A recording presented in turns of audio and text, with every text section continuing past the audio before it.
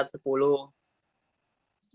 Amsal 24 ayat 10. Jika engkau tawar hati pada masa kesesakan, kecillah kekuatanmu gitu. Terus dikasih gitu ke saya bingung gitu. Jadi saya mesti mulai dari mana gitu kan? Nggak mungkin saya kulik di Alkitab gitu kan.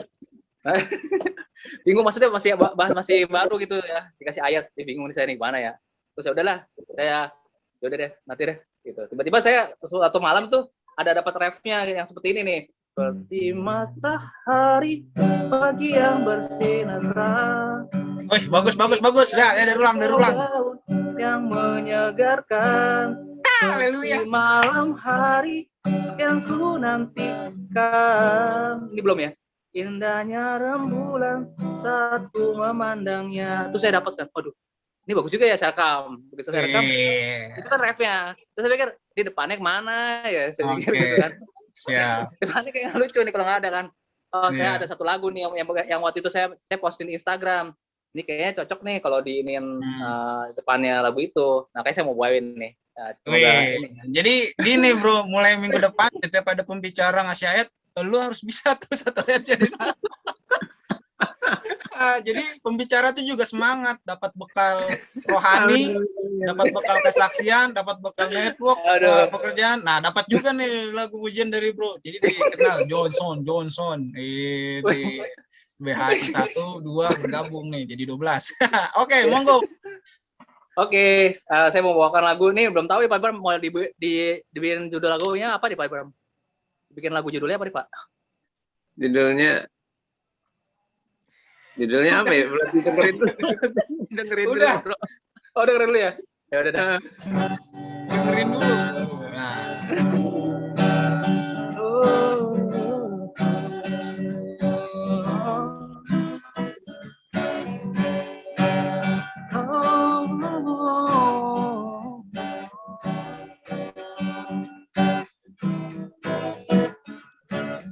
Di saat ku percaya firman-Mu nyata di hidupku, saat ku berserah mukjizat-Mu nyata seperti matahari pagi yang bersinar terang, demikian hijau daun yang menyegarkan, seperti malam hari yang ku nantikan, indahnya rembulan saat ku memandangnya, indahnya rembulan saat ku memandangnya, indahnya rembulan saat ku memandangnya.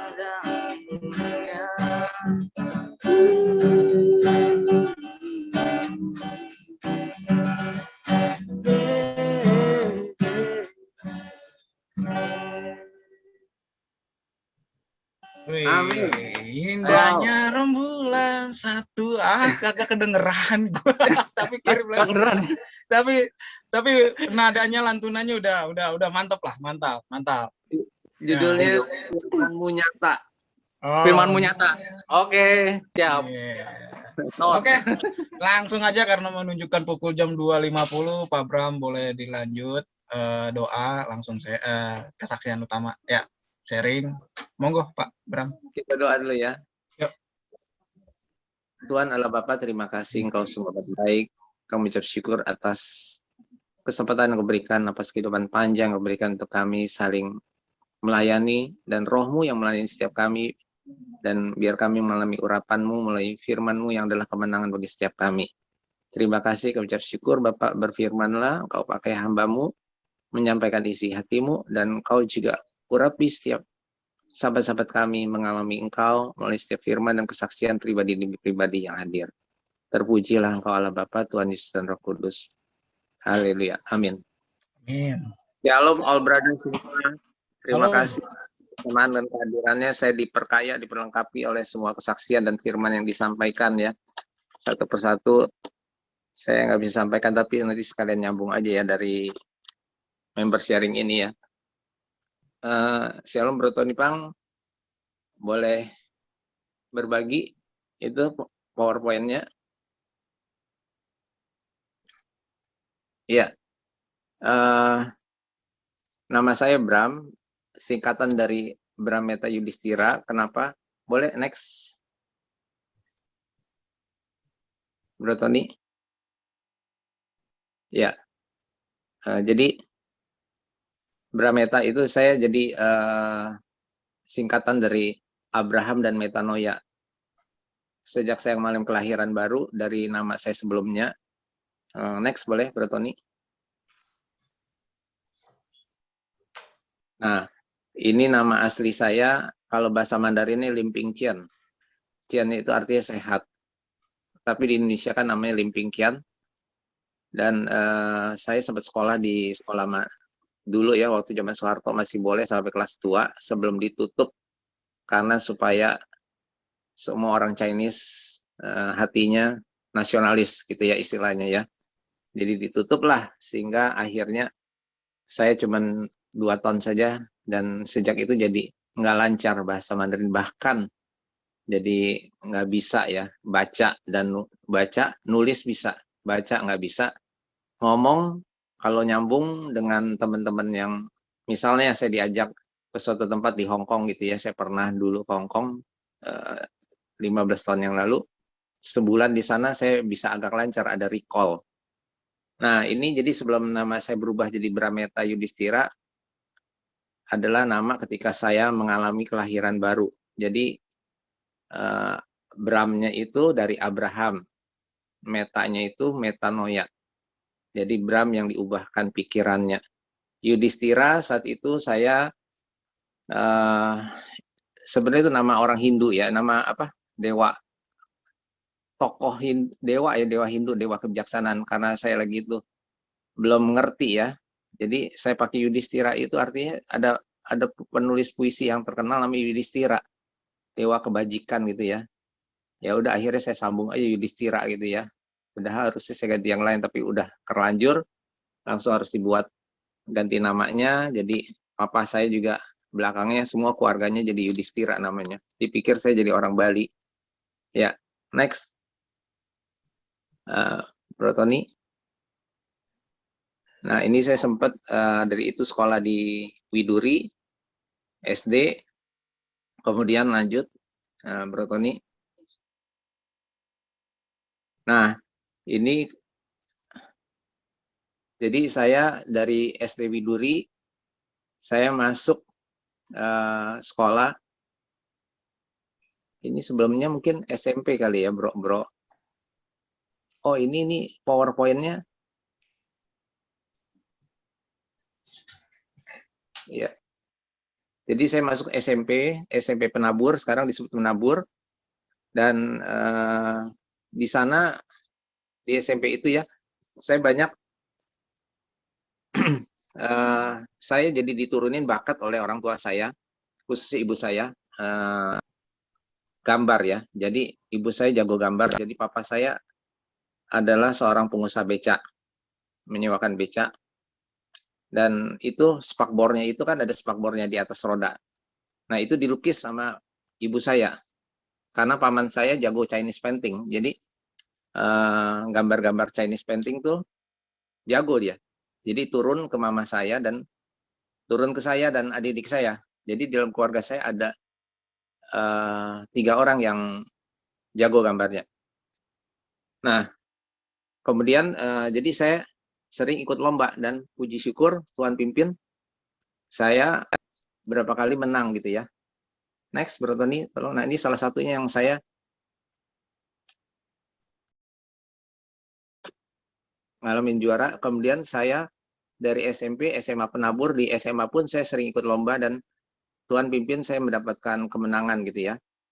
Sampai saya kuliah di Atmajaya tahun 78, saya pun ikut bertanding. Cerita yang ini pertandingan beda. Saya ikut bertanding ini karena ada dengan tema yang tadi menjadi tema utama flyer ini. Jikalau engkau tawar hati pada masa sesakan, kecillah kekuatanmu. Jadi saat itu saya tawar hati. Kenapa saya bisa jadi juara? Karena saya mengalami tawar hati. Lucu ya. Tawar hatinya gimana? Ternyata waktu saya Jadi saya sering bersaing dengan adik saya yang kedua. Saya 6 bersaudara, kakak saya adalah kakak angkat. Artinya dulu sebelum lahir saya, papa saya masih Buddha, tembak langsung dari China. Ibu saya adalah peranakan Chinese Jakarta yang sudah mengenal Yesus sebagai Tuhan dan Juru Selamat dari neneknya. Gereja Pentakosta yang di Ketapang, seberang pabrik gas. Nah, jadi saya dan adik saya sangat bersaing. Jadi seringkali kita ribut, berantem, ribut udah sering.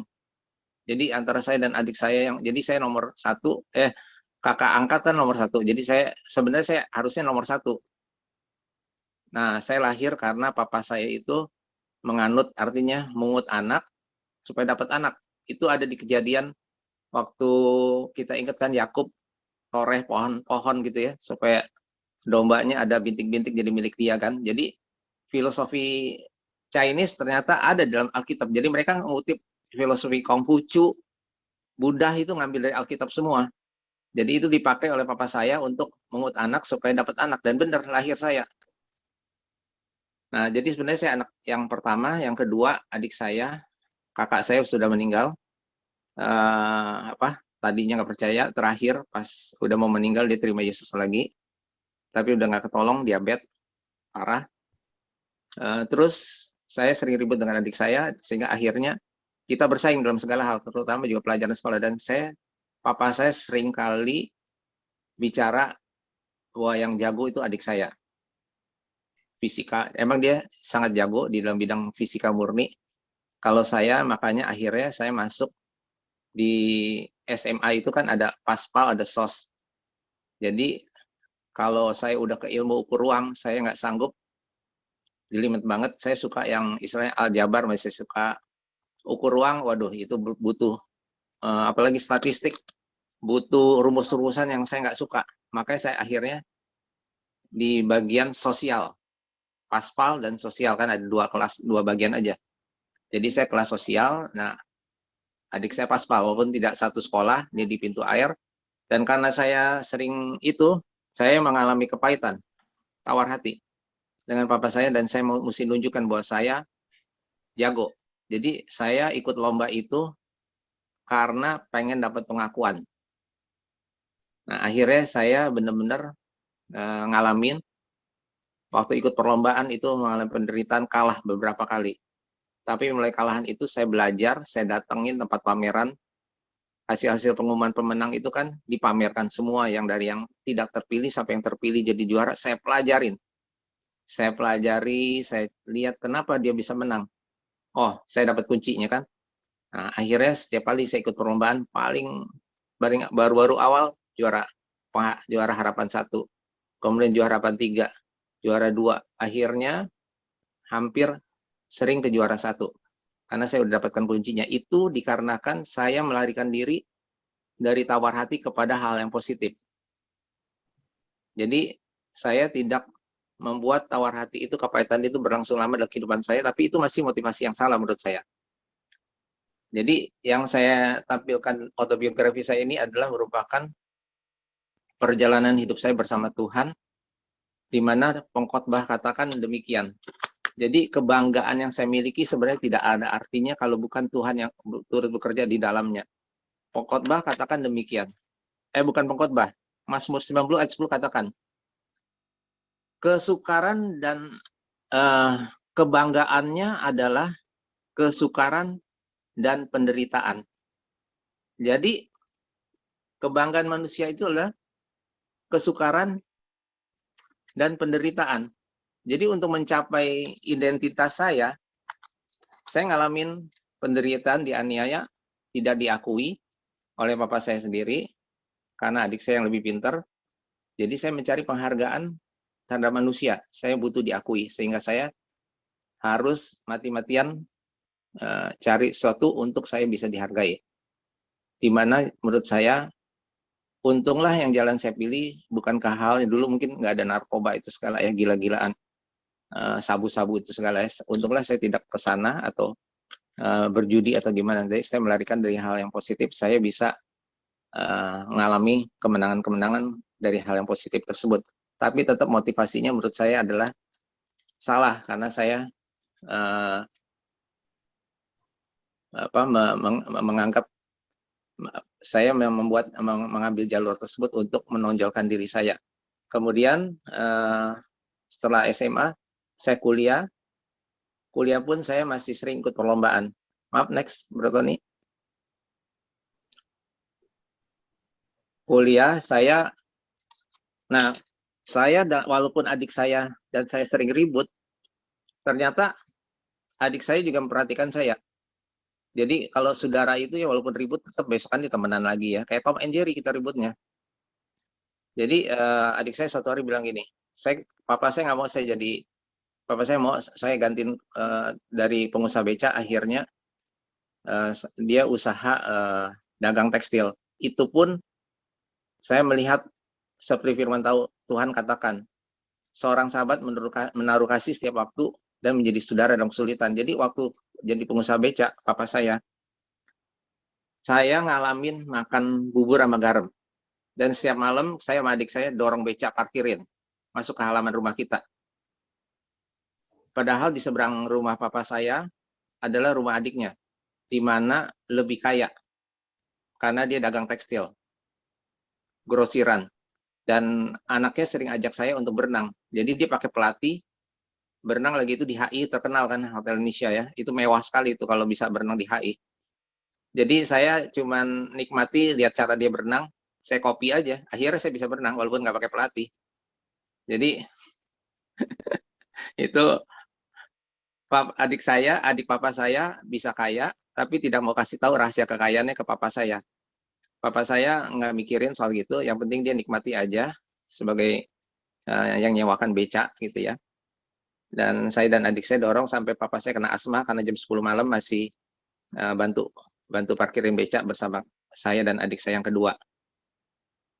Ya, jadi akhirnya kena asma. Terus suatu hari datanglah sahabat papa saya, belum Kristen nih orang. Jadi dia bilang gini, namanya Lim Kinci, Cie, dipanggil Cie. Cie, lu ikut gua kemana? Ke Bandung. Ngapain? Pokoknya ikut gua deh, jadi gua kenalin. Mau dagang nggak? Mau dong, dia bilang gitu kan. Seberang rumah papa saya kan rumah adiknya. Jadi kita panggil paman kan, saya panggil paman. Itu kan kayaknya karena dagang tekstil. Tapi saya nggak punya uang, katanya gitu kan, papa saya bilang gitu. Kenapa kamu ikut aja sampai saya ke Bandung, ikut saya ke Bandung. Udahlah papa dan mama ke Bandung. Terus dia ngomong sama orang pabrik tekstil itu, bilang, tolong kasih nih teman saya nih, teman kasih barang ya, kalau sampai dia dagang nggak laku, gue yang bayar. Wow. Jadi yang cerita ini adalah mama saya. Papa saya jarang cerita karena papa saya fokus ke dagang kan. Jadi mama saya yang sering bikin pembukuan dan ada waktu untuk cerita ke anak-anak.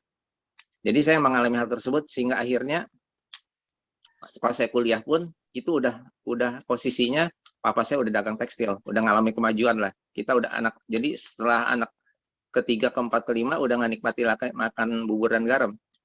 Jadi cuman saya dan adik saya yang di Bandung. Kita benar-benar menikmati makan bubur dan garam setiap hari. Jadi udah gitu di kuliah Trisakti di Atmajaya, adik saya bilang pas saya kuliah angkat, jadi papa saya mau saya jadi pedagang, jadi kuliahnya ekonomi. Pas tahun 78 saya kuliah, terus tiba-tiba tahun 79 adik saya bilang, karena dia lihat saya sering juara lomba poster ya, desain, kamu kenapa nggak masuk sekolah desain? Oh boleh juga, saya pikir tahun 79 saya daftar di Trisakti, ada namanya sekolah desain grafis. Kalau sekarang terkenal disebutnya di DKV. Jadi saya masuklah. Masuk, puji Tuhan apa yang Tuhan lakukan. Ternyata kuliah di Atmajaya, kan kuliahnya pagi. Di Trisakti juga pagi. Wah, bentur dong. Dan puji Tuhan pas saya masuk kuliah Trisakti, kuliahnya pas angkatan tahun tingkat kedua, tahun kedua pindah sore. Jadi saya nggak bentur kan, jadi saya bisa nikmati kuliah pagi di Trisakti, sorenya di Atmajaya. Dan kalau saya kuliah di Atmajaya, sore itu sambil bisa pelajaran 1 ke 2 itu bisa saya sampai manggut-manggut, ngantuk banget. Nah, dari situ saya masih ngalamin juga menikmati perlombaan-perlombaan desain poster dan saya jadi di Trisakti itu kan diskriminasi ya, eh, lebih banyak istilahnya orang pribuminya daripada Chinese-nya. Nah, tanpa saya sadari kemenangan itu membuat mereka respect pada saya. Jadi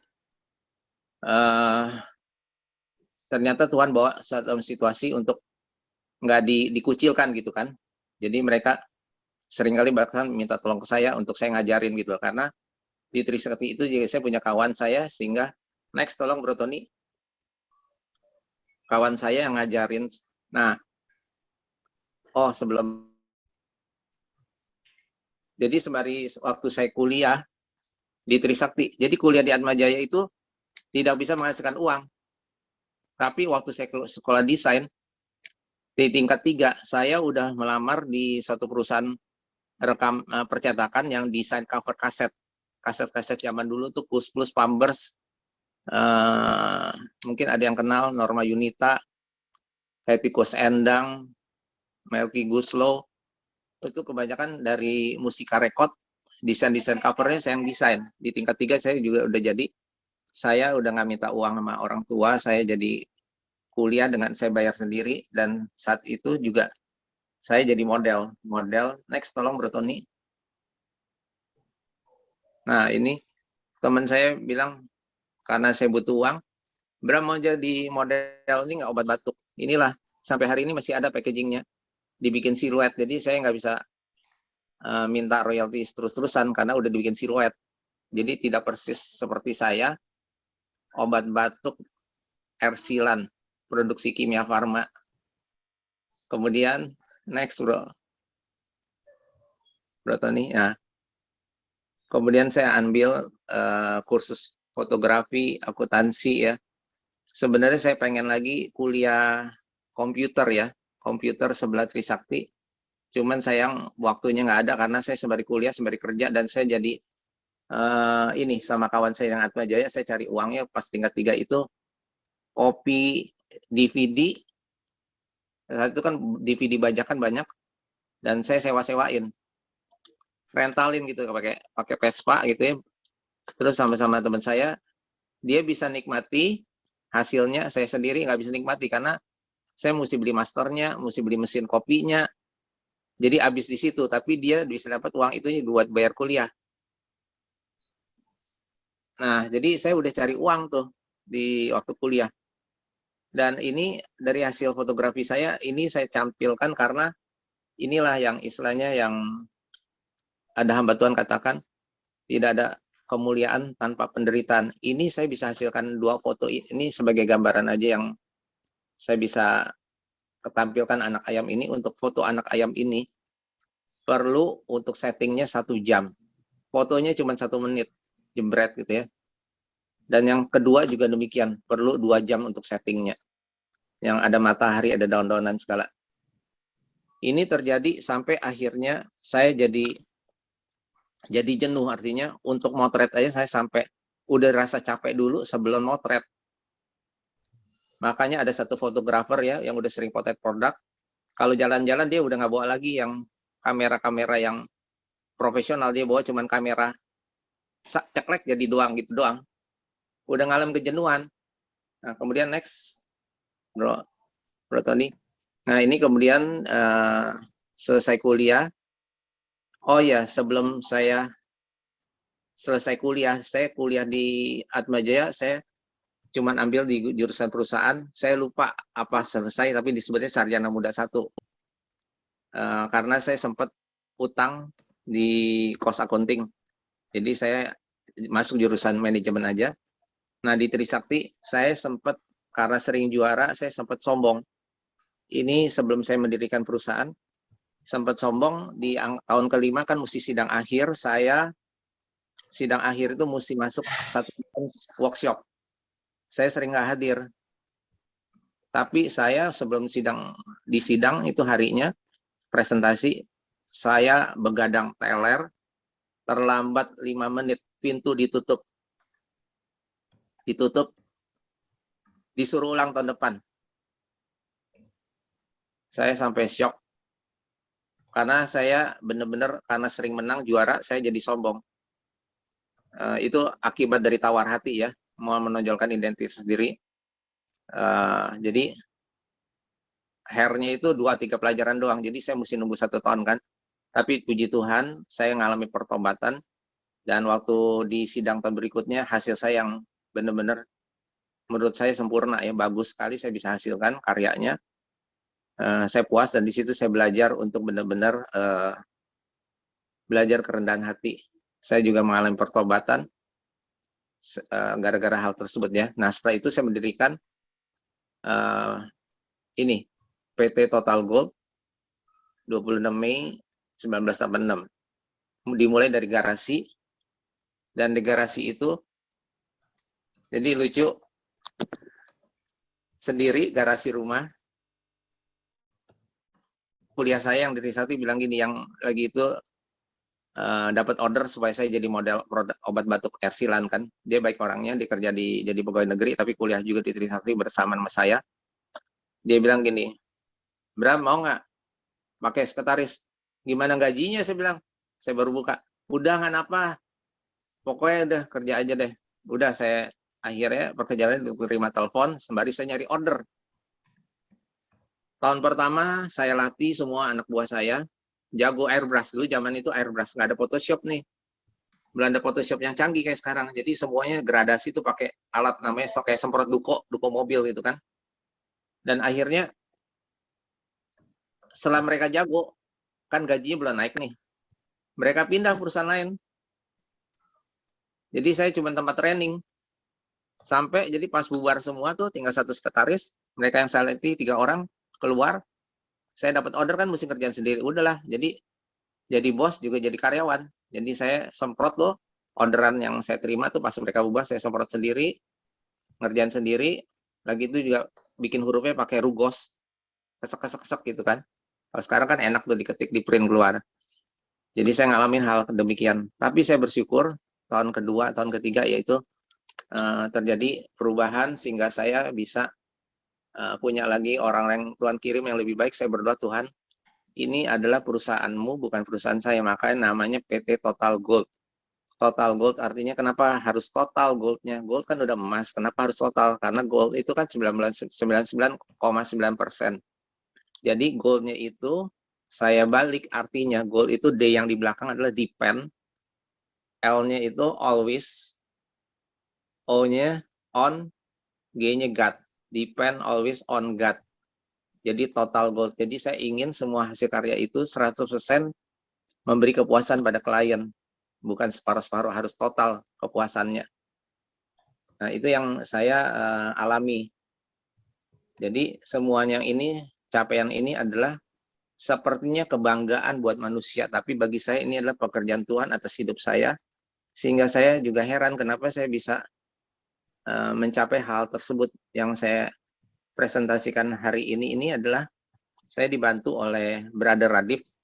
Saya kasih layoutnya karena saya udah nggak punya anak buah, dan saya juga masih di advertising tapi udah nggak punya anak buah. Tapi kan saya lebih banyak sekarang ke bikin produk-produk untuk masukin supermarket, sehingga layout ini divisualisasikan, di finishingnya oleh Bro Radif, tapi layoutnya dari saya, sehingga satu sistem dengan flyer yang saya kirim tadi. Nah, di sini kemudian next, tolong Bro Radif, Bro Tony. Nah, di sini nih ada satu ayat, saya udah ngalami pertobatan ya. Ada satu ayat yang anak ayam ini saya perbesar nih. Filipi 4 ayat 19. Jadi waktu advertising itu berjalan, saya bikin poster rohani untuk menambah keuangan perusahaan. Sebelah kanan ada foto-foto poster rohani. Ada kalau nggak salah 36 atau 42 desain, saya lupa. Saya titip jual di toko buku Immanuel dan Metanoia yang saat itu cabangnya lebih banyak daripada Immanuel. Nah, ini kenapa ada gambar rumah? Saya bermimpi punya rumah, punya kantor. Dan ini suatu hari saya masih tinggal di, papa saya beli rumah karena lagi itu udah bisa dagang kan, beli rumah. Nah, saya tinggalin nih. Rumahnya itu udah hampir ambruk. Jadi rumah zaman Arab ya. Dindingnya nggak pakai beton, jadi batu bata yang susun, dan kalau hujan tuh Ethernet depannya udah hampir runtuh. Dan kalau hujan pun masuk kamar saya itu ya netes, dan kita tidur di kasur. Saya udah merit, jadi di kasur itu separuhnya ember. Saya cuma ngomong gini, Tuhan kalau boleh ini bisa dibangun gitu ya. Dan saya kantornya di ruko papa saya di lantai 2 dan 3. Di bawahnya papa saya dagang tekstil, di lantai 2 dan 3-nya kantoran advertising saya. Nah, jadi saya pasanglah ayat yang di sini tadi. Di paling kanan bawah tuh ada poster anak ayam. Judulnya Filipi 4 ayat 19. Allahku akan memenuhi segala kebutuhanmu menurut kekayaan kemuliaan dalam Yesus Kristus Tuhan. Saya bikin posternya, saya tempel di WC, di toilet, kamar mandi. Istri saya komplain, kenapa kamu taruh ayat di kamar mandi? Ini ayat favorit saya dapat rema. Saya bilang, saya mau baca setiap hari. Karena firman Tuhan katakan di Perjanjian Lama, tempelkanlah itu di dinding-dinding, bicarakanlah ketika kamu ngumpul dengan anak kamu, perkataan firman gitu kan. Jadi saya tempel aja. Jadi pas mandi, saya mau mandi, saya baca, Allahku akan memenuhi segala kebutuhan menurut kekayaan kemuliaan dalam Yesus Kristus Tuhan. Sampai suatu hari tiba-tiba Tuhan bilang gini di hati, impresi gitu ya. Jangan khawatir. Apa yang maksudnya Tuhan jangan khawatir? Terus tiba-tiba adik saya yang di Bandung, adik saya udah pisah, bilang gini, udah itu si Bram, kita nih adik-adik semua bersedia. Itu rumah yang ditinggalin sebenarnya buat si Bram aja, Pak, gitu kan. Jadi dihibahkan ke saya. Saya nggak mikir bahwa itu saya akan dapatkan rumah itu, karena saya mikirnya saya nanti cari uang untuk beli rumah. Tiba-tiba saya dikasih rumah tersebut yang bangunannya udah tua gitu ya. Terus itu satu, Tuhan kasih tanda. Kedua, istri saya bilang, udah kita gambar aja. Gambar. Kita nggak ada uang buat bangun. Iya, gambar aja. Jadi saya gambar. Nah, itu gambarnya. Gambar yang sebelah kiri. 2 tingkat gitu ya. Kemudian diteguhkan lagi, tiba-tiba ada supplier itu percetakan yang udah saya bangun hubungan. Dia bilang gini, Bram, saya mimpi loh, yang punya itu istrinya yang sering berhubungan kan dia di bagian marketing. Saya mimpi loh, kamu pokoknya bangun rumah tuh 2 lantai. Punya kantor 2 lantai gitu kan. Oh ya, saya bilang gitu. Udah, itu Tuhan teguhkan. Yang ketiga, uang saat itu cuma 25 juta. Nggak mungkin bangun rumah. Jadi, tiba-tiba, jadi saya udah gambar gitu ya. Terus, Tuhan kasih order. Tuhan kasih ordernya itu bukan dari desain. Karena di dalam advertising itu, seringkali saya gali lubang, tutup lubang. Karena kita bikin desain itu dibayar klien bisa 3 bulan. Kalau dia nggak koreksi. Biasanya selalu koreksi. Sedangkan kita mesti bayar karyawan 1 bulan kan. Jadi kita mesti utangin dulu. Jadi nutup. Jadi mesti punya uang dulu, modal. Tutupin. Bahkan kadang-kadang saya pinjam orang tua. Jadi gali lubang, tutup lubang. Nah, jadi uangnya dari mana saya dapatkan? Jadi Tuhan kasih jalan melalui uang promosi. Jadi saya dapat order dari promosi, barang-barang promosi yang saya buat. Dari Marlboro, dari apa. Jadi pas dapat order itu, saya dikasih produk ladam kuda gitu kan. Bisa nggak Pak Bram? Saya belum tahu nih di mana ya yang produksi ladam kuda gitu dari besi gitu ya. Tuhan kasih hikmat aja. Pokoknya saya tiba-tiba bisa bilang, bisa nggak Bram kamu buka? Buat. Bisa, saya bilang gitu. Nggak tahu, bisa keluar gitu aja. Tuhan pimpin gitu ya. Sampai satu hari purchasing-nya bilang gini, purchasing Marlboro-nya bilang gini, Pak Bram, itu PT Totalgo dirubah aja namanya. Apa Bu? Namanya LMGA. Apa tuh Bu? Lu mau gua ada. Kalau orang sekarang kan bilangnya palu gada gitu ya. Nah, jadi akhirnya saya bisa dapatkan tuh yang pengrajin bikin ladamnya, apa aja deh pokoknya saya kerjakan. Jadi waktu bangun rumah itu lucu. Jadi waktu bangun fondasi saya dapat PO pertama bangun fondasi, dan yang jadi mandor adalah teman saya. Dia bilang gini, Bram, udah habis nih udah mau selesai nih konstruksi. Gali itu kan konstruksi namanya, bangun dasar gitu kan, digali terus pancang, tiang pancang. Udah sampai selesai nih, mesti naik ke tingkat 1. Mana uangnya? PO datang lagi. Udah tingkat 1 udah selesai. Mau habis kan? Dia bilang lagi nih, kawan saya bilang, Bram mana uangin lagi nih, mau naik tingkat 2. Datang lagi PO.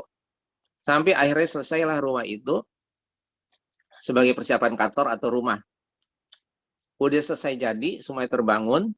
Dibangunnya itu bukan pada saat yang umum. Jadi lucu.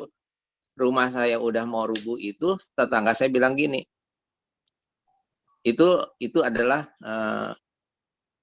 waktu itu saya Katolik di Tresia, dan dia artinya pengurus ya, salah satu pengurus kepemudaan. Dia bilang gini, Bram, saya mau bangun nih, barengan yuk bangunnya. Itu sebelum tahun 1998, kalau nggak salah dia bangun 1996. 98 kan kursuan Mei. 97. Ayo, saya bilang gitu ya, padahal nggak ada uang kan. Dia udah jadi, tahun 97 dia udah jadi. Saya cuma bilang gini sama Tuhan, ya Tuhan dia duluan yang jadi gitu kan. Saya senyum-senyum gitu sama istri saya. Nah kan kita ingat loh, waktu hujan kan, saya ngomong sama istri saya kan, indah juga nih Tuhan ya kalau bangun nih rumah jadi baru 2 lantai nih. Gitu kan, waktu hujan kan tidurnya cuman sebelah kasur doang berdua, istri saya separuhnya ember. Terus habis kerusuhan Mei, dolar naik jadi 15.000. Di situ Tuhan kasih order, saya bisa bangun dengan harga dolar 15.000 bisa bangun. Itu bukannya luar biasa Tuhan kita. Makanya di depan rumah itu saya tulis plakat ini, ada plakat di bawah ini, gambar di tengah. Dikatakan demikian di Mazmur. Ini karena nggak bisa diperbesar sekali. Kalau bukan Tuhan yang membangun rumah ini, sia-sialah usaha orang yang membangunnya. Kalau bukan pengawal kota yang berjaga-jaga, sia-sialah orang yang, apa tuh, kepanjangan saya lupa di Mazmur berapa. Mungkin Bro Tony Pang bisa kasih ayatnya. Nah ini adalah pekerjaan Tuhan yang luar biasa. Dari tawar hati, Tuhan pimpin saya tidak kecil hati. Supaya saya mengalami kekuatannya. Tuhan menyertai saya. Dari awalnya saya butuh identitas, sehingga akhirnya identitas dia yang menguasai kehidupan saya. Tolong next bro. Bro Tony. Nah, dari advertising itu ada klien saya menjadi teman, akhirnya mendirikan kerjasama dengan perusahaan Singapura, perusahaan seminar nasional, pembicara luar negeri semua, dan kita terhubung dengan pembicara luar negeri semua, sampai salah satunya adalah speaker yang kita pakai yaitu James Wee. Akhirnya James Wee yang dari Singapura, karena sudah tahu gaya-gaya kita, cara kerjanya gimana, dia akhirnya berdiri sendiri. Sampai hari ini kan dia masih eksis, karena dimulai dari kita pernah manggil dia di sini. Jadi ada hal yang didapatkan dari seminar yang kita selenggarakan secara besar-besaran, selalu nasional. Jadi yang hadir itu bisa 1.000, 1.500 orang, paling sedikit 500. Kita kerjasama dengan perusahaan Singapura. Itu karena hubungan baik dengan klien itu ngajak kerjasama. Dia masih kerja, tapi saya mengoperasikan. Kemudian kita kerjasama lagi dengan, next tolong Bro Tony. Dengan Singapura juga, perusahaan yang sama. Lagi itu porsinya bukan, nggak boleh mereka lebih besar, 5149. 51 Indonesia, 49 luar negeri. Kita kerja sama dengan Hapseng Property, tapi hasilnya tidak memuaskan selama 2 tahun. Developer Australia banyak yang nakal, konsumennya tidak dibayar, dan kita nggak dapat komisi. Kemudian Tuhan pimpin lagi, kerjasama dengan Pico Entertainment, tolong next. Nah ini dinosaurus yang kita datangkan dengan mesin, sehingga bergerak seperti hidup benar, dan ini ditiru oleh Ancol. Sekarang Ancol punya seperti dinosaurus yang bergeraknya agak luas, mereka bikin sendiri, karena kita merupakan jadi contoh buat mereka jiplak. Jadi kita yang awal dulu, dan di sini di proyek dinosaurus ini, kita ngalamin juga kerugian, karena lagi itu pajak entertain, kawan saya ini, partner saya ini tidak melakukan tertulis. Di sini ada Pak Fernando nih, ada Brother Fernando. segala sesuatu kan mesti dimeteraikan ya. Jadi saat itu si gubernurnya itu lupa namanya, siapa namanya. Saat itu kan yang mimpin, yang kan Jakarta Fair itu yang punya adalah Pemda. Dia bilang cuman pajak tontonan 5%, tiba-tiba pas dinosaurusnya masuk, mesin-mesin masuk, menjadi 20 kita ngalamin kerugian. Dan itulah sebabnya yang Seawall yang dipegang oleh Lipo, kenapa Pak Basuki Cahya nggak perpanjang lagi, karena Lipo juga sudah cukup dapat keuntungan, karena sebutnya kan sebagai pendidikan, jadi kena 5% kan, tapi udah bertahun-tahun nggak naik-naik 5% ya kan. Nah, makanya di stop sama si Pak Basuki. Nah, sedangkan saya hanya sekali aja ini udah balik modal kalau bayar nontonnya 5%. Pas kena 20%, tekor lah kita. Ini waktu kita buat acara ini, dalam 1 hari ini kita dapat ratusan juta. Kita bisa tidur di atas uang. Tapi karena pajaknya 20%, udah, uang itu habis. Nggak cukup untuk biaya untuk mesin-mesin, sewa mesin, tenda, AC, lampu, lighting, semua sewa itu kan nggak ketutup biaya semua. Next, tolong bro. Dan setelah itu saya habis lulusan Mei dari advertising beralih ke divisi pembuatan produk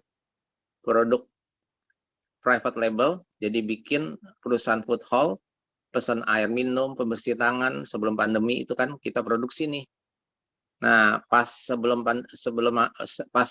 mau masuk pandemi kita udah di stop dulu One Prestasi sama MAP. Kembali lagi peraturan yang dibuat sepihak One Prestasi, mereka ganti CEO, harusnya mereka bayar terus mold botol yang kita bikin, botolnya khusus kita bikin pakai mold. Makanya saya sampai berutang 2M sampai hari ini. Tapi saya percaya Tuhan sudah lunaskan secara profetik, sudah lunas melalui karya salibnya. Walaupun secara fisik waktunya adalah waktunya Tuhan.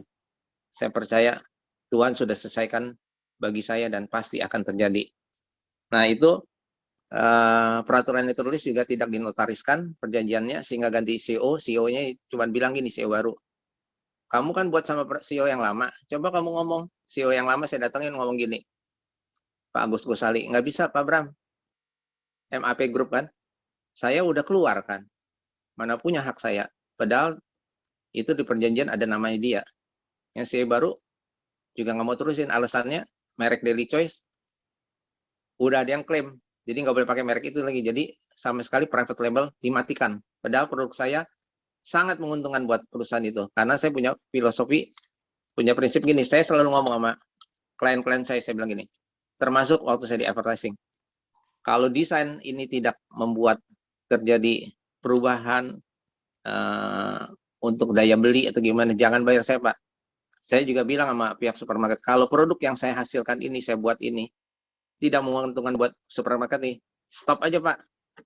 Puji Tuhan, Tuhan buat semuanya itu beruntung. Jadi klien dan sampai suka, itu harga pembersih tangan 50.000, tetap aja dibeli. Antis itu harganya cuma 16.000. Jadi pasarnya berbeda. Jadi ada pasar tersendiri buat produk yang saya berikan buat food hall, karena saya membuatnya juga dengan bahan-bahan yang premium, bukan bahan-bahan yang biasa. Karena saya bisa tahu ini karena waktu di advertising klien saya 80% adalah perusahaan farmasi, sehingga saya belajar tentang produk, belajar tentang value-nya, belajar tentang selling point-nya. Saya banyak belajar dengan perusahaan-perusahaan asing, sehingga itu adalah bekal untuk saya bisa menciptakan produk-produk, membuat, bukan menciptakan, yang menciptakan oleh Tuhan. Membuat produk-produk diminatin oleh konsumen, dan Tuhan berikan saya juga insight untuk saya bisa apa sih yang jadi needs, karena saya orang lapangan. Tuhan latih saya, waktu papa saya mau sebelum meninggal dia bilang gini, udah kamu terusin yang dagangan tekstilnya. Saya bilang, Pak, itu bukan panggilan saya, karena saya orang lapangan. Saya nggak bisa duduk di belakang meja. Saya selalu sering senangnya ketemu dengan orang-orang.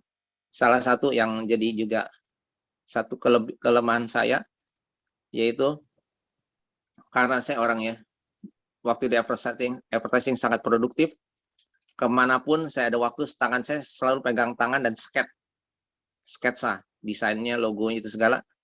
Sehingga seringkali waktu nyetir sendiri, saya nggak punya waktu lebih kan, akhirnya saya pakai sopir. Waktu pakai sopir, saya bisa nyeket banyak sekali. Order-orderan klien saya seket, terus baru saya serahkan anak buah untuk divisualisasikan. Sehingga akhirnya sampai sekarang kalau kemana-mana tuh istri saya suka komplain sama saya.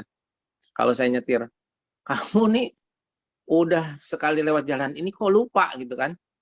Jadi saya nggak nguasai keadaan. Untunglah ada GPS ya. Ada GPS, jadi kalau ke daerah tertentu saya masih oke kalau pakai GPS. Tapi kalau nggak, aduh parah saya. Nah ini udah hampir ini nih, udah setengah jam. Jadi itulah yang saya nggak bisa tuntaskan kali ini ya. Jadi itu yang saya alamin bersama Tuhan, bahwa banyak hal yang di dalam hidup ini yang membuat saya sebenarnya bisa tawar hati, tapi saya percaya mulai proses yang terjadi itu, yang saya sampaikan sekarang ini. Next, tolong Bro Tony. Nah, ini keluarga saya. Ini salah satu poster rohani yang saya buat. Bukan, ini tidak saya jual di toko. Saya buat waktu gereja. Saya masuk karena KKR, Kebangkitan Kebenaran Rohani. Saya pindah dari Katolik, masuk ke Karismatik, Abalaf. Dan ini saya buat untuk cari dana untuk pembangunan gereja, House of Blessing. Dan ini menjadi rema saya, Kejadian 12 ayat 2. Aku akan menjadikan kau pemimpin bangsa yang besar, makanya saya buat ini. Kemudian saya baru Tuhan berikan juga bisa menikahkan anak 19 September kemarin, anak pertama saya. Dan ini anak kedua saya yang di samping kanan istri saya adalah anak yang luar biasa. Karena sempat sekolah luar biasa. Sampai hari ini umurnya udah 33, saya nggak tahu ke depannya gimana, tapi saya percaya, saya berdoa Tuhan jadikan dia seorang pengkhotbah, penginjil, dan ia bisa beristri dan bisa melahirkan anak panah yang perkasa. Jadi sharing saya malam ini, saya diingatkan di dalam Efesus 1 ayat 18. Saya bacakan, dan supaya ia menjadikan mata hatimu terang, agar kamu mengerti pengharapan apakah yang terkandung dalam panggilannya. Betapa kayanya kemuliaan bagian yang ditentukan bagi orang-orang kudus. Jadi sesungguhnya dalam hidup saya ini, pengharapan apa yang saya harapkan dari Tuhan untuk saya lakukan. Bukan pengharapan saya semata-mata karena hal-hal yang saya sudah sampaikan di dalam autobiografi saya, dalam autobiografi saya itu sepertinya itu pengharapan saya. Padahal saya tidak pernah bermimpi untuk melakukan semuanya itu. Tiba-tiba itu mengalir, saya berjalan terus. Jadi, tapi itu pun tidak memuaskan saya sampai hari ini. Karena Efesus 1 ayat 18 katakan, supaya ia menjadikan mata hati Bram terang, agar Bram mengerti pengharapan apakah yang terkandung dalam panggilannya. Jadi saya mesti mengerti ini panggilan Tuhan atas hidup saya apa. Bukan pengharapan saya, pengharapan dia harusnya. Bukan pengharapan saya lagi. Yaitu betapa kayanya kemuliaan bagian yang ditentukan bagi orang kudus. Bahwa ia kekayaannya sudah dalam kehidupan saya. Kekayaan Kristus dan kita semua yang ada di sini nih. Betapanya kekayaan kemuliaannya itu apa? Ketika mata kita diterangi oleh pengharapan dia, kita tahu panggilannya, maka kita akan melakukannya dengan penuh sukacita, dengan penuh kerelaan. Dan di Efesus 1 di Efesus 1 ayat 19 katakan juga, betapa hebat kuasanya bagi kita yang percaya sesuai dengan kekuatan kuasanya. Betapa hebat kuasanya. Kita nih bisa hebat karena karya Roh Kudus ada dalam kehidupan kita. Luar biasa kan? Walaupun sampai hari ini saya secara fisik 2M belum dilunasi, di bulan mampu saya lunasi, tagihan masih datang setiap dekat akhir bulan, dan itu menggetarkan jiwa saya, pikiran saya. Tapi saya percaya nih, Efesus 1 ayat firman Tuhan katakan kepada saya dan kita, ayat 19, betapa hebat kuasanya bagi kita yang percaya sesuai dengan kekuatan kuasanya, ayat 20, yang dikerjakannya di dalam Kristus dengan membangkitkan dia dari antara orang mati. Kristus yang sudah kita terima telah mati dari kematian. Kematian saya atas utang piutang, kematian istri saya dari penyakit kanker. Dia sudah bangkit, dia sudah memberikan kemenangan. Dan saya mau katakan demikian, kalau saya tidak mengalami kebenaran atau kepalsuan itu di depan mata saya, maka saya tidak benar-benar mengalaminya. Ketika istri saya seperti maut udah di ujung mata saya, dan saya melihat kehebatan Tuhan. Jadi yang saya bisa bagikan ke saudara-saudara semuanya, kita tidak akan bisa mengalami kenikmatan, kehebatan Tuhan ketika kita tidak mengalami sesuatu yang membuat kita shock, sesuatu yang membuat kita engeh, sesuatu yang membuat kita parah sekali. Seperti tadi saya pernah katakan, ada hambanya katakan juga mengingatkan, tiada kemuliaan tanpa penderitaan. Jadi ketika Yesus mati di kayu salib, makanya ada tadi ayat yang ini, tolong bro Tony, ini ketika saya mengalami kekalahan, kalah dari tender, kalau nggak salah, di mana saya butuh uang sama sekali untuk anak saya kuliah. Sebelum anak pertama saya kuliah, saya bacakan ketika aku kalah. Walaupun aku kalah, aku bukan pecundang. Walaupun aku kecewa, aku tidak merasa putus asa. Walaupun aku tertolak, tetapi ia tidak pernah menolak. Walaupun aku merasa buntu, tetapi aku tak kehabisan akal. Sebab ketika aku lemah, aku merasa dekat dengannya. Deritanya lebih tak terkira dibanding aku tak seberapa. Ketika aku mendekat padanya, kurasakan kuasanya melekat. Mengalir damai sejahteranya, mengalir hikmatnya. Kini ku siap menghadapi, menang atau kalah aku tak peduli. Karena kemenangan sejati bagiku adalah ketika aku menyalipkan diriku pada kayu salibnya. Karena hidupnya adalah memberi, sekarang ku siap memberi. Saya buat tahun 2009. Dan ini ada karikatur yang saya buat waktu Jambore. Ternyata tiba-tiba klop, saya buat di bulan flyer. Ini untuk Jambore Agustus 98. Ini saya lagi itu masih hobi ngelukis buat karikatur. Bisa saudara lihat karikatur itu, si kuda itu bilang, ini dalam acara camping, paye lu, udah kecapean. Jadi sebelum naik ke puncak udah kecapean. Saudara ada di sini mungkin yang hobinya camping nggak ya? Saya cuman bagi ya, sebentar ya. Saya tuh hobi camping gara-gara gini, karena diajak itu. Sebenarnya saya nggak suka camping, diajak teman kuliah ya, naik ke Gunung Gede. Namanya ada kandang badak. Jadi lewatin satu kandang, terus paling tingkat atas sebelum puncak namanya kandang badak. Waduh, itu capek sekali. Jadi perginya harus malam untuk kita melihat matahari terbit. Pas di kandang badak, harusnya kita istirahat, tidak bisa istirahat, dingin sekali. Jadi kurang tidur, ya paling tidurnya cuma 1 jam. Terus harus naik lagi sehingga akhirnya bisa sampai di atas puncak jam 4:30 atau jam 5, matahari terbit. Aduh, nikmatnya kemudian luar biasa. Pas sampai di atas apa? Waktu di kandang badak karena kedinginan nggak bisa tidur, capek sekali. Saya bilang dalam hati gini, nggak bakalan gue mau naik lagi. Pas sudah atas lihat matahari terbit gitu ya, pas turun, saya ngomong teman, kapan nih kita naik lagi ya? Jadi tidak ada kenikmatan tanpa penderitaan, ya. Tidak ada kenikmatan kita alami tanpa penderitaan Yesus di kayu salib. Jadi kalau kita mau meneladani menjadi murid Kristus, ya kita alamilah penderitaan itu. Karena apa? Karena kita hidup di dunia. Tapi kita harus menikmati, seperti tadi Pak Agus katakan, waktu Tuhan, waktu yang terbaik. Sesungguhnya, kalau kita hidup dalam kerajaan Allah, apapun waktu-waktu masa yang kita hadapi tidak enak, harusnya kita bersuka cita karena kita udah hidup di dalam kerajaan Allah. Kerajaan yang memberi kita kemenangan, sehingga kita tahu pengharapan apakah yang terpanggil dalam panggilannya. Next, Bro Tony. Today is a gift. Ini Ini bisa bahasa Inggris, kenapa ya? Karena lebih lengkap ya istilahnya.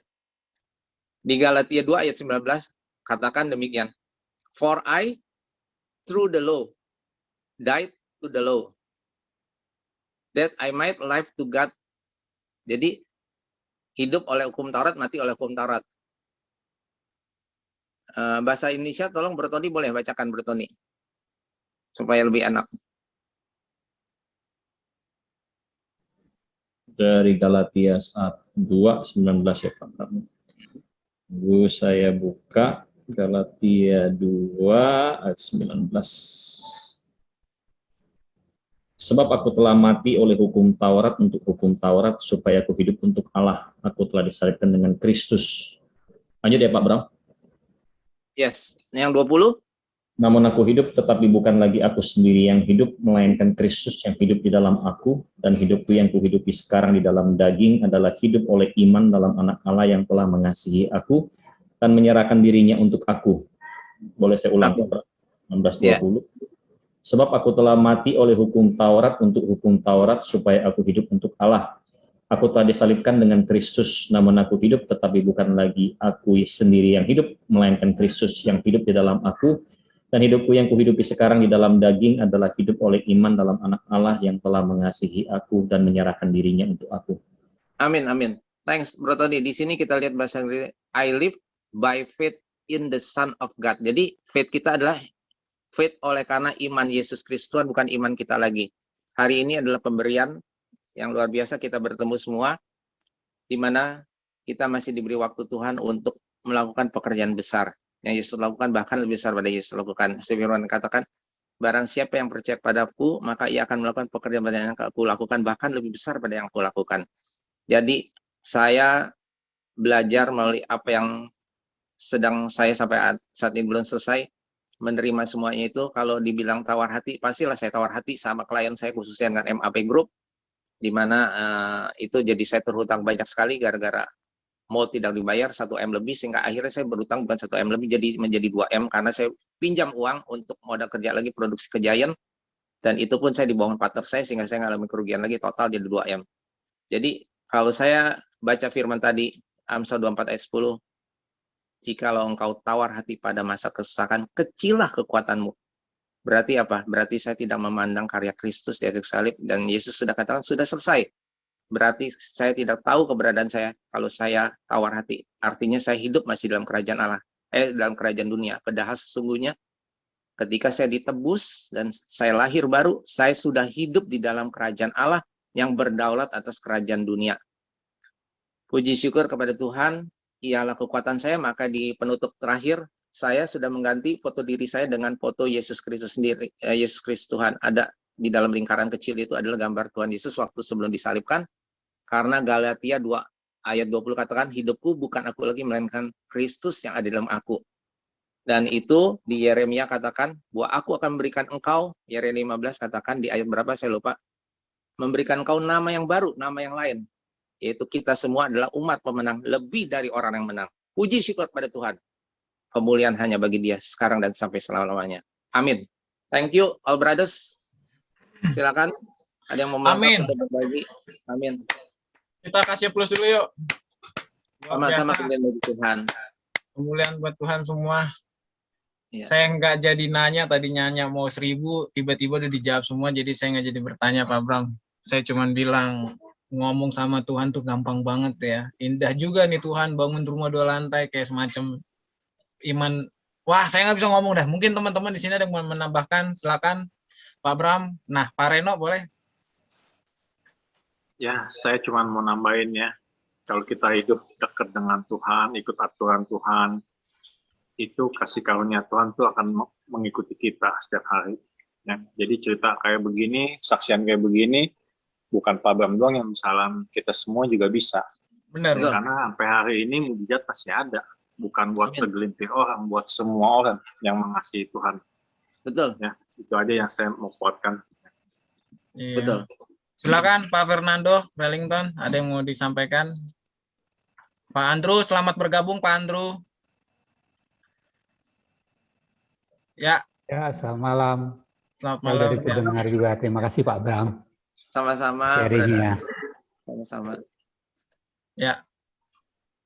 Mandro sehat ya? Lagi di mana nih? Di rumah, Bro. Oke, luar biasa. Thank you udah bergabung menyempatkan diri. Silakan Pak Fernando, ada yang mau disampaikan? Puji kesaksiannya Pak Bram bagus. Saya juga banyak mengalami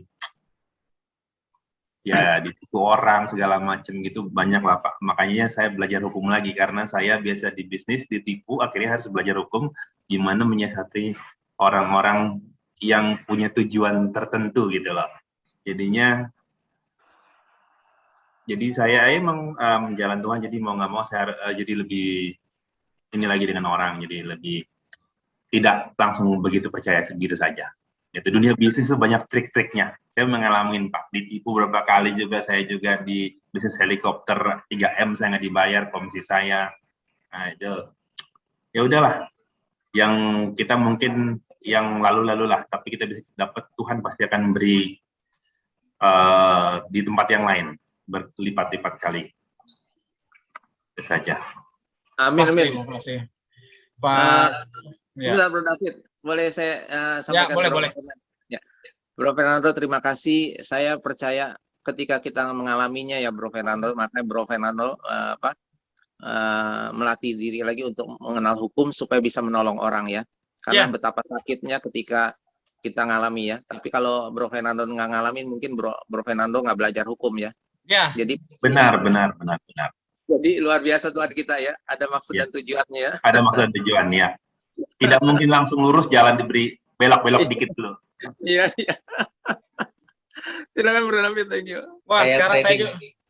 Siapa tuh? Ya, saya lanjut. Nah, karena ada yang ngomong luar biasa, Bro Nicholas boleh nih. Ya. Bro Nicholas, ada tambahan atau gimana? Iya, Bro. Sorry agak bisik-bisik karena udah pada tidur di sini udah jam 11 malam. Oh iya. Thank you Pak Bram sudah memberkati kita semua. Saya senang sih, memang sih seperti ini yang kita harapkan dari member sharing tiap bulan di akhir minggu ya, di akhir bulan ya.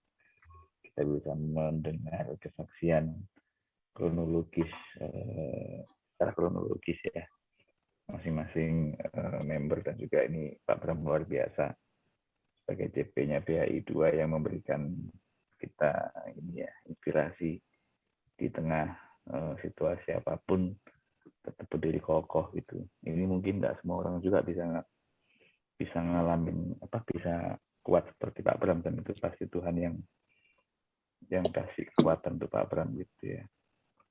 Dan saya happy banget karena hari ini juga banyak sekali yang kasih kesaksian juga yang luar biasa. Tadi ada Pak Agus tadi juga, saya juga tersentuh banget ya. Jadi luar biasa sih hari ini, saya happy banget. Saya dapat kekuatan baru di tengah-tengah situasi yang mungkin seringkali up and down, tapi ternyata Tuhan itu masih berdaulat dan masih nyata di hidup kita gitu, dan akan selalu terus bersama-sama kita bila kita bersandar padanya. Ini tuh Pak Bram ya. Tadi juga benar juga tadi kata Bro Fernando ya, masih belajar hukum nih Pak. Ini saya juga sedikit banyak jadi mulai belajar hukum juga nih Pak. Iya. Oke. Thank you Pak Bram. Bahannya. Pak Bram. Thank you Pak Bram. Sama-sama luar biasa Roh Kudus. Oh iya, saya tambahan sedikit boleh Bro David. Jadi boleh. Jadi mengenai tawar hati ini ya, saya sempat tawar hati waktu saya mau pinjam uang ke teman SMP saya ya. Jadi banyak, ini saya sampaikan karena tadi saya bicara dengan saudara seiman yang tawar hati, kecewa karena dia ngambil sepotong firman Tuhan saja. Dia baca firman Tuhan gini, sebagai saudara iman kan mesti menolong satu sama yang lain gitu ya. Jadi ini salah sekali kalau tidak belajar firman secara utuh ya. Jadi dia bilang dia percaya Yesus tapi dia nggak mau baca. Dia pokoknya tahu Yesus, dia bilang Yesus yang disalibkan itu adalah Yudas. Saya bilang kamu baca nggak itu dari Matius sampai Wahyu? Kalau ada tertulis Yesus salibkan Yudas, saya bakar tuh Alkitab saya bilang. Saya bilang gitu kan. Jadi saya bilang jangan ambil ayat sepotong dan menerapkan sehingga kamu kepahitan, kamu tawar hati. Karena saya juga pernah mau pinjam. sama kawan saya buat modal kerja. Saya ketika saya dibohongi sama MAP Group gitu ya, One Prestasi, saya kurang uang modal kerja untuk produksi produk di Giant, sehingga saya mau minjem uang 50 juta aja. Teman saya ini, teman SMP kan udah deket semua ya dengan reuni SMP, reuni SMA tuh teman-teman deket semua, penabur. Terus dia bilang gini, saya udah tahu jawabannya, tapi saya mau coba Tuhan. Jadi dia jawabnya gini, Bram, jangan Bram, nanti kita jadi ribut. Kamu sertifikat rumah kamu gadein aja katanya, jaminin ke bank, nanti kamu dapat uang. Kecewa kan saya kan? Kecewa dong. Ya. Sebenarnya saya udah tahu jawabannya, tapi saya coba Tuhan. Dan Tuhan kasih jawaban. Jadi seperti Bro Reno tadi katakan di dalam Pengkhotbah 3 ayat 10, Tuhan menerau kekekalan di hati setiap orang. Kekekalannya. Jadi kalau orang itu mau bantu atau enggak, bantu kita atau enggak, entah itu konglong berat atau teman itu ada banyak uang, itu terserah Tuhan. Tuhan bisa lembutkan hati Raja Mesir dan bisa mengeraskan hati Raja Mesir kan? Ketika dia keraskan Raja Mesir, Firaun, Ya. nggak bisa keluar tuh bangsa Israel. Kena lagi penderitaan. Ketika Tuhan lembutkan kan bangsa Israel bisa keluar dari Mesir. Ya. Kuncinya Tuhan sih, Bang. Iya, bahkan memberikan semua. Orang Mesir memberikan hartanya kepada bangsa Israel. Jadi jangan kepahitan dengan saudara seiman. Kamu jangan baca sepotong. Ada ayatnya juga katakan, terkutuklah orang mengandalkan manusia. Jangan melihat orang yang saudara seiman kita yang lebih kaya terus nggak menolong kamu kepahitan. Kamu jangan pakai ayat itu. Kalau Tuhan tidak menaruh kekekalan di hatinya, kekekalan hati itu di hati orang tersebut, orang itu tidak mau bantu, ya haknya Tuhan loh. Bukan Ya. kamu kenapa harus kepahitan dengan orang itu? Ya. Setuju. Walaupun dia saudara seiman, karena Tuhan sedang melatih kamu, melatih saya untuk mengalami proses, mengalami Kristus melalui penderitaan. Kalau kamu tidak mengalami Kristus, kamu tidak tahu siapa itu Kristus. Ya. Ya itu yang saya mau sampaikan. Wah, Bro. Luar biasa. Puji Tuhan. Keren banget, saya kayak tertampar sih. Memang kayak kemarin saya ditipu sama teman saya sendiri, makan di rumah, dia minum, mau ngutang di rumah, tidur, tapi dia bisa tega gitu. Ya, kalau nggak ngalamin itu ya saya nggak bisa melihat kuasa Tuhan. Oke, thank you Pak Bram, sangat memberkati. Saya jadi nanya 1000 pertanyaan deh. Ampun, udah nggak lagi lah, ampun Tuhan Yesus. Oke, siapa lagi nih yang mau nambahin? Atau doa pokok, apa ada yang mau didoakan sebelum? Oke, Bro Nicholas, jangan lupa kita foto dulu sebelum closing. Oke, boleh kita foto. Boleh teman-teman Keiko dibuka fotonya ya, gambarnya Pak Billy mungkin udah ini ya. Bebani belum ada bicara tuh Bebani. Oh ya, selamat malam Bebani. Aduh Pak Komandan, saya lupa Bebani. Diam. Sorry, saya terlalu fokus sama firman Tuhan. Waduh. Silakan Bebani, boleh. Saya justru senang banget lihat semangatnya B. David ini, saya selalu tercerahkan sekali. Ya, benar Bro Bani. Ya, benar kan? Semangat anak muda. Ya, benar. Ya, Foto-foto janganlah ya, kamu foto malu dulu ya. karena kamu muda. Saya semangat karena firman Tuhan aja sih. Tadi saya pemalu, berkat firman Tuhan bisa segini. Oke, Bebani, mulai tambahan loh. Harus ada nih. Serinya Pak Bram sangat menyentuh ya. Sangat detail dari mulai dia sekolah sampai ke penabur tahun 70-an begitu. Keren sih Pak. Saya juga banyak mengalami hal kepahitan dan juga kekecewaan juga gitu loh. Tapi itu saya bisa lalui semuanya gitu. Sampai sekarang pun saya juga ada beberapa yang merasa kepahitan. Tapi intinya cuma satu, kita nggak boleh berlarut terlalu lama dalam kepahitan. Kepahitan boleh, cukup untuk sekali, nggak boleh buat selamanya. Cukup sekali kejadian kepahitan, misalnya dulu pernah kepahitan, jangan pernah diingat-ingat kembali gitu. Kita harus ingatnya ke depan sih. Kalau saya sih, saya selalu mindsetnya tuh saya harus selalu menghilangkan masa lalu yang nggak perlu harus diingat. Tapi kalau memang masih membekas seperti kata Pak Bram tadi sharing bahwa ditipu terus harus membayar sampai sekarang, itu sih memang membekas sekali ya. Jadi memang cukup berat sih. Tapi saya juga akan berdoa buat Pak Bram supaya Pak Bram juga diberikan kekuatan. Dan juga teman-teman di sini juga akan mendoakan Pak Bram gitu ya. Itu nggak gampang menjalaninya karena masih membekas. Jadi masih ada keinget lagi gitu ya, karena dia harus Pak Bram harus membayar dari tipu dari temennya itu ya Pak Bram ya tadi bilangnya. Tapi puji Tuhan Pak Bram pasti kuat dan teman-teman juga pasti akan mendoakan Pak Bram juga. Amin, amin. Iya, itu aja Pak B. David. Wih, thank you. Ini yang ditunggu-tunggu luar biasa. Thank you sekali lagi. Sekali lagi mohon maaf ya saya nggak lihat soalnya. Ya lah, nggak apa-apa. Aku menikmati yo. Oke, happy semua ya. Oke, Bro Dekolas boleh dijepret. Bro Nicholas. Udah ya? Ayo. Oke. Udah kaya dari tadi nih.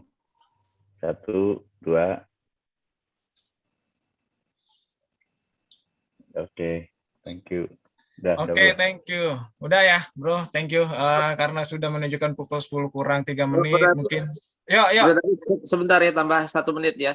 Jadi terima kasih atas apa yang disampaikan Bro Bani ya. Jadi emang kekuatan kita di Full Gospel adalah bukan sekedar kesaksian ya. Pertama, doa sepakat kita ya. Kesaksian hidup bersama dengan Tuhan ya. Kemudian kita diperlengkapi, diperkaya oleh setiap brother yang hadir ya. Itu adalah merupakan hal yang luar biasa yang istilah Tuhan tambah-tambahkan ketika kita berkumpul bersama, berkomunitas gitu ya. Kita mengalami Kristus. Saya mengalami Kristus melalui Bro David, Bro Fernando, semua all brother yang di sini. Saya mengalami Kristus. Karena kita semua ada anggota tubuh, Yesus adalah kepala. Kedua, kekuatan doa. Kenapa? Doa sepakat. Karena Bro Tony Pan sebagai saksi juga waktu di chapter 2 gitu ya. Bukan kita nggak tonjolkan chapter manapun, artinya ketika kita doa bersama ya, ada Bro Gunawan dari Itochu ya, yang 3 tahun tidak punya anak, pas kita closing doa gitu ya, Roh Kudus ingatkan, saya mendeklarasikan firman-Nya, hamil itu istrinya, dan dia mau memberikan kesaksian. Nanti Bro David tolong dia sudah bersedia untuk direkam kesaksiannya.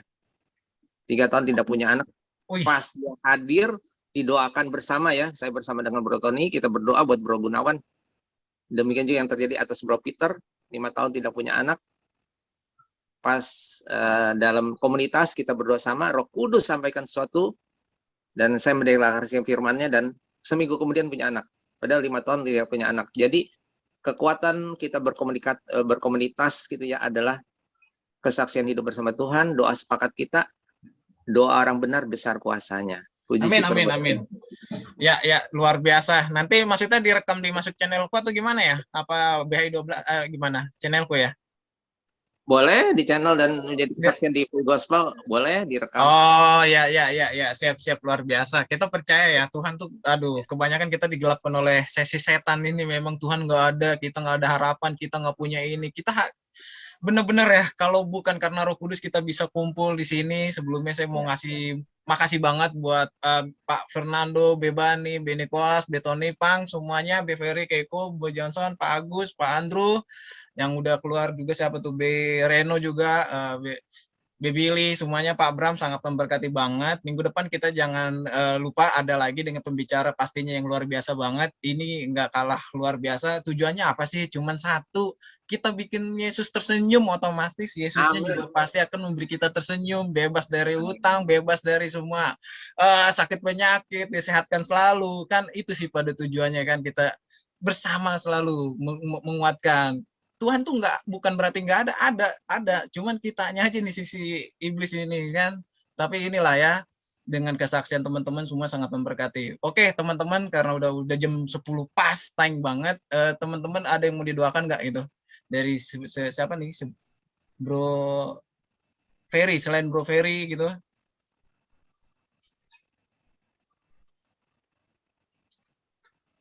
Bro Johnson, Bro Ferry, Serang bisa nomor handphone. Maksudnya gimana nih? Oh. Jangan pokok doa, kedua Bro David. Satu dari Bro Theodorus Ginting, satunya lagi Bro Ferry Serang. Mungkin berhubungan dengan pokok doa, kalau boleh mungkin saya ingin tanya ke Pak Bram gitu, Pak, sudah ada rekonsiliasi Pak ya antara Bapak keluarga Bapak dengan paman dan paman dan keluarga Pak, seperti itu Pak. Kalau memang mungkin perlu didoakan, bisa dimasukkan dalam pokok doa Pak. Oh, udah meninggal dua-duanya. Dan keluarganya juga, Pak. Keluarganya di Amerika, belum terhubung. Perlu didoakan Pak Bram, kalau perlu saya cantumkan di sini Pak Bram. Ya, supaya sepupu saya mengalami Kristus ya, mengenal Yesus, karena dia sibuk sekali dan bisnis oriented ya. Tapi seiman ya Pak, Kristen ya? Belum tahu juga saya, karena waktu waktu SD, pas naik SMP, udah disekolahkan di Amerika. Sampai hari ini udah jadi orang Amerika. Iya. Tony, minta tolong doakan ya, Be. Apa Be Beni? Ya. Itu supaya saya mendidik anak-anak saya dengan baik dan benar. Amin, Karena dalam nama Yesus, amin. menuju ke remaja ini agak susah-susah gampang. Amin, berikan hikmat. Jadi berguna buat bangsa, generasi penerus tuh. Iya, betul loh, Be. Iya. Oke, kita tutup ya dengan doa ya, Be. Tony Pang membagikan doa atau sendiri aja? Untuk saya juga tolong doakan biar waktunya Tuhan tiba untuk menanggulangi dan merampungkan dan bebas utang. Walaupun secara iman Tuhan sudah selesaikan bagi saya. Saya percaya. Oke. Sebelum B. Tony Pang lagi mempersiapkan pokok doanya, saya nambahin sedikit, itu Jurassic Park Bapak yang buat logonya atau gimana, Pak? Dari sananya logonya. Iya. Saya pokoknya ini harus masuk channel saya nih. Kapan Pak bisa ketemu? Judulnya tau nggak Bro David? Judulnya Petualangan Baru Dimulai. Wih, iya. Gimana Pak Tony Pang, sudah siap doa penutup dan pokok doanya? Mungkin nanti kalau saya akan terdorong sekali nih untuk menyanyikan Waktu Tuhan ya. Saya nyanyikan, habis itu dilanjut dengan doa penutup oleh B. Tony Pang gitu ya. Bisa ya? Nyanyi sebentar sih, 1 menit lah. Iya. Tidak salah saya, Bro David. Nggak, saya rasa saya tidak keberatan, cuman untuk memastikan saja. Saya yang berdoa ya, Bro David. Iya, doa penutup dan pokok doa ya Pak Tony Pang, dan semuanya sudah ditulis ya. Sudah belum sih? Saya rasa sudah, Bro. Ada tambahan lagi mungkin, kalau ada saya akan tambahkan lagi. Oh, sudah ya. Oke. Kita tutup dengan lagu Waktu Tuhan ya. Sebentar. Bro Billy tadi tolong didoakan untuk baby Jill-nya, ini Bro Tony. Lancar seperti biasa lagi BAB-nya.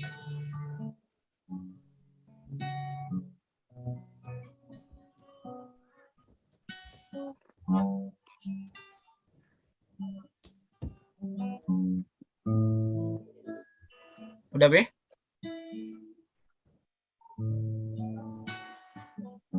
Udah, Bro David. Oke, kita tutup. Kita mulai satu penyembahan untuk Tuhan, waktu Tuhan yang terbaik. Minggu depan kita akan berjumpa lagi. Pastinya dengan kekuatan yang baru, pikiran yang baru, semangat yang baru bersama Tuhan. Bila kau izinkan sesuatu terjadi, ku percaya semua untuk kebaikanku. Bila nanti telah tiba waktumu, ku percaya kuasamu pulihkan hidupku. Waktu Tuhan pasti yang terbaik. Walau kadang tak mudah dimengerti, lewati cobaan, ku tetap percaya waktu Tuhan pasti yang terbaik.